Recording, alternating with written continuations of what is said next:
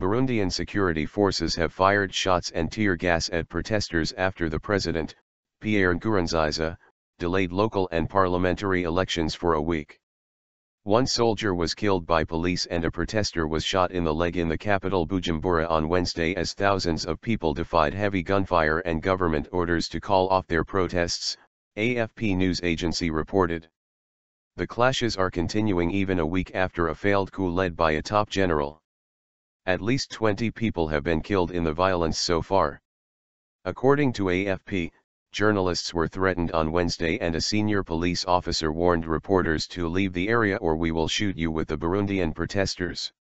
Earlier on Wednesday, an advisor to Nkurunziza announced that the president would delay the local and parliamentary elections set for May 26 by a week. Nkurunziza made the decision after a recommendation by the Election Commission and following requests from opposition politicians and the international community for a postponement, Willy Nyamitwe, the advisor, said.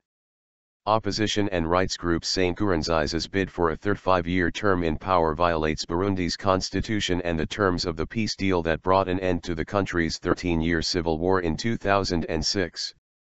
Following a now daily pattern of street protests against Nkurunziza, demonstrators gathered again on Wednesday and called for Nkurunziza not to seek a third term. Al Jazeera's Haroun Mudassah, reporting from Bujumbura, said the protesters put up more barricades and stopped cars driving through their neighborhoods. On Tuesday at least 8 people were arrested as the police tried to disperse a demonstration involving protesters who tried to respond by throwing rocks at police ranks. Calls for postponement. Earlier on Tuesday, South African President Jacob Zuma said presidential elections scheduled for June 26 in the landlocked country should be postponed indefinitely until political stability returned. He was speaking at a summit in Angola that was convened after last week's failed Burundi coup attempt.